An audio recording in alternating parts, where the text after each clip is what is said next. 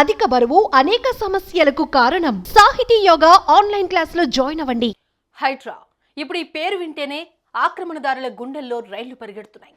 ప్రభుత్వ భూమిని కబ్జా చేసి భవనాలు నిర్మించిన వారి భరతం పడుతోంది.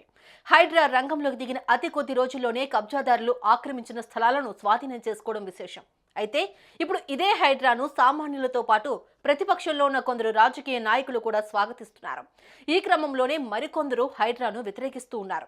ఈ నేపథ్యంలోనే హైడ్రాను రద్దు చేయాలి అంటూ ఓ మహిళ కోర్టులో పిటిషన్ దాఖలు చేసింది. ఇదే అంశం ఇప్పుడు హాట్ టాపిక్ గా మారింది. ఇందుకు ఈ స్టోరీ ఏంటో ఇప్పుడు తెలుసుకుందాం.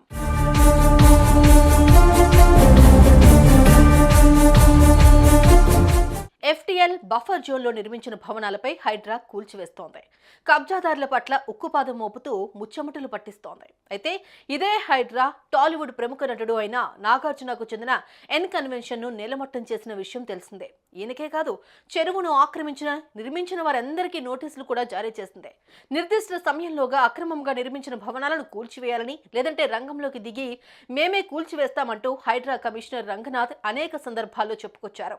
హైడ్రా 2.5 నెలల వ్యవధిలోనే పలు ప్రాంతాల్లోని చెరువులు, పార్కుల్లో 262 నిర్మాణాలను నేలమట్టం చేసింది. ఇంతేకాదు, ఆక్రమణకు గురైన 111.72 ఎకరాల స్థలాన్ని స్వాధీనం చేసుకుంది.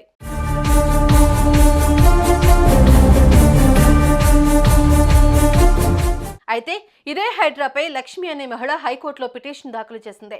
హైడ్రా ఏర్పాటు నిబంధనలకు విరుద్ధంగా జరిగిందని, హైడ్రాను ఏర్పాటు చేస్తూ ప్రభుత్వం తీసుకొచ్చిన జీవో 99 ను వెంటనే రద్దు చేయాలని పిటిషన్లో పేర్కొన్నారు. జీహెచ్ఎంసీ యాక్ట్ ప్రకారం జీహెచ్ఎంసీకి ఉన్న అధికారులను మరొక అథారిటీకి ఇవ్వకూడదు. కానీ ప్రభుత్వం జీహెచ్ఎంసీ అధికారులను హైడ్రాకి ఇచ్చింది. జీహెచ్ఎంసీకి ఉన్న విచక్షణ అధికారులను హైడ్రాకి ఇవ్వడం సరికాదని పిటిషనర్ తెలిపారు. ఇంతేకాకుండా జీవో 99 ప్రకారం హైడ్రాకు ఆల్ ఇండియా సర్వీసెస్ అధికారి లేదా ప్రభుత్వ కార్యదర్శి అధికారిగా ఉండాలి. కానీ ప్రస్తుతం హైడ్రాకు ఆల్ ఇండియా సర్వీసెస్ అధికారి కాకుండా ఉన్న వ్యక్తిని నియమించారని పిటిషన్లో పేర్కొన్నారు. కాగా లక్ష్మి తరపు న్యాయవాది వాదనలను విన్న కోర్టు కౌంటర్ దాఖలు చేయాలని ప్రభుత్వాన్ని ఆదేశించింది. తదుపరి విచారణ 2 వారాలకు వాయిదా వేసింది కోర్టు. ఇదే అంశం ఇప్పుడు తీవ్ర చర్చనీయాంశంగా మారుతోంది.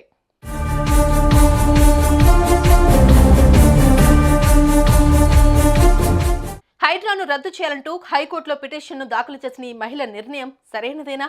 ఇందుకు మీరేమనుకుంటున్నారో కామెంట్ చేయండి.